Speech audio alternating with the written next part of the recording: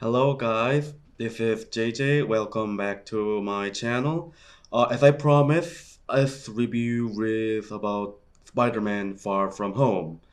Directed by John Watts, starring Tom Holland as a Spider-Man and Jake Gyllenhaal as Mysterio. After that epic ending of Avengers Endgame, I was curious about how Marvel was gonna make next movie. I mean, Thanos, the mastermind, final boss of Infinity Saga, is now defeated twice. How would this movie finish the entire Infinite Saga? I watch it and it seems pretty nice, I think. So after Avengers defeat Thanos, and Tony Stark sacrificed himself for saving whole universe and have the population come back from the belief, the snap of Thanos. Spider-Man, aka Peter Parker, now becomes an heir of Iron Man. One day, he and his club go to field trip to Europe. In there, he is going to confess his love to MJ. However, Nick Fury pops out from nowhere and introduces him Mysterio. He explained that there are supernatural monsters called elementals which want to destroy the Earth. So Nick orders Peter to eliminate them with Mysterio. Peter refuses, but Nick tries to make him follow his order by manipulating his field trip. Eventually, Spider-Man does defeat Elementals with Mysterio. Peter decided to hand Stark relics to him. However, it is all scam. It is a big plan by Mysterio, aka Quentin Beck. He is a former worker of Stark Industry. He has a grudge toward Tony, and he wants to be a hero like him. So he fools Spider-Man and Nick Fury by using high-tech hologram drones. After realizing that Mysterio is a fraud, Peter tries to stop him, and he does. Oh, and he confessed his love to MJ too. Now everything seems good, but Quentin Beck spread the false message to the whole world that Spider-Man is the one who caused the trouble.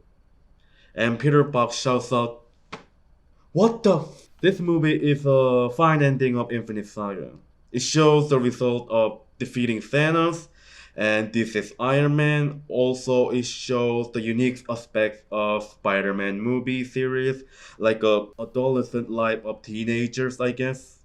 It is much lighter than any other hero movies, even than Ant-Man series. I love every character in this movie. Like I said, MCU Spider-Man movie series has an aspect of teenager movie. Most of the characters are familiar from other teenager movies like nerdy fat boy, silly teacher, cool and hip girl. They are similar and yet unique on their own.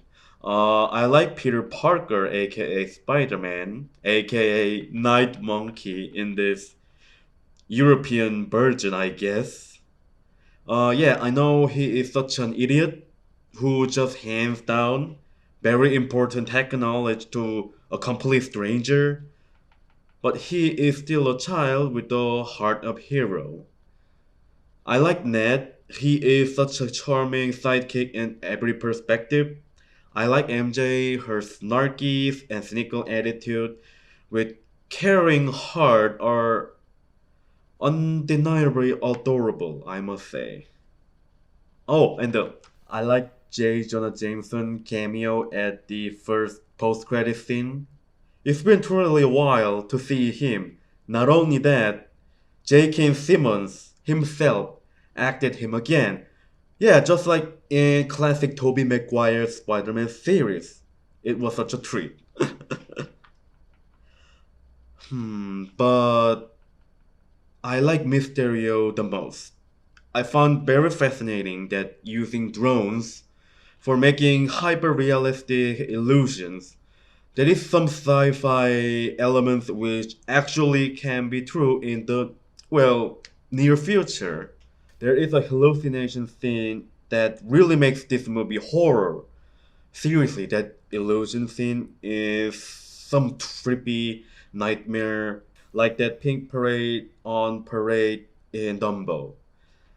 Also, I love the fact even though Mysterio says about greater good for humanity and stuff, but in the end, he is just an egotistic maniac who seeks attention and fame. Have you noticed? He is nothing but a creepy, low down bastard who is willing to kill anyone if they are trying to stop him in one way or another. That is some true villain right there. However, there is one big issue that I want to point out. Whenever I saw Spider-Man in MCU, I constantly have been thinking that MCU Spider-Man is too much influenced by Iron Man. Yeah, have you noticed it? Tony Stark finds Peter Parker and hires him in Captain America Civil War. His suit is also made from Stark Industry. Tony keeps talking with Peter in Spider-Man Homecoming and inspire him to be a true hero. As the list goes and on and on, it's exact same in this movie too. His influence just prevails even after his death. In Spider-Man movies, I mean, just keep Spider-Man Spider-Man, not Iron Man for crying me out loud. I mean, I appreciate that Marvel want to make some kind of pseudo father-son relationship between Iron Man and Spider-Man, but I think at this point, he's harming the uniqueness of Spider-Man. And the reason why I said this because a lot of people well know that Spider-Man is completely separate from Iron Man. We all saw the Tobey Maguire Spider-Man series and Andrew Garfield's Amazing Spider-Man series. We all witnessed the independent Spider-Man without Iron Man at all. It's very shame to see how Tom Holland's Spider-Man is too dependent to Iron Man. Other than that, it is a good movie. I mean, most of the MCU movies are above average. Most of them. So I was satisfied with this movie.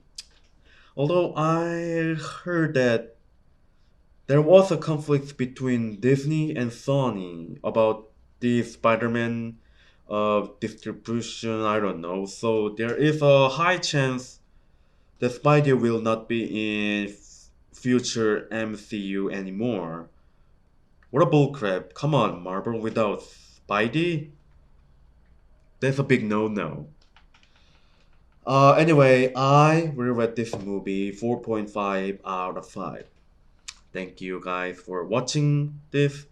If you like to watch more videos, please hit the subscribe button and comment down below if you want to talk about this movie, or you can request what movie I should review next. I will gladly accept it. Well then, see you next time.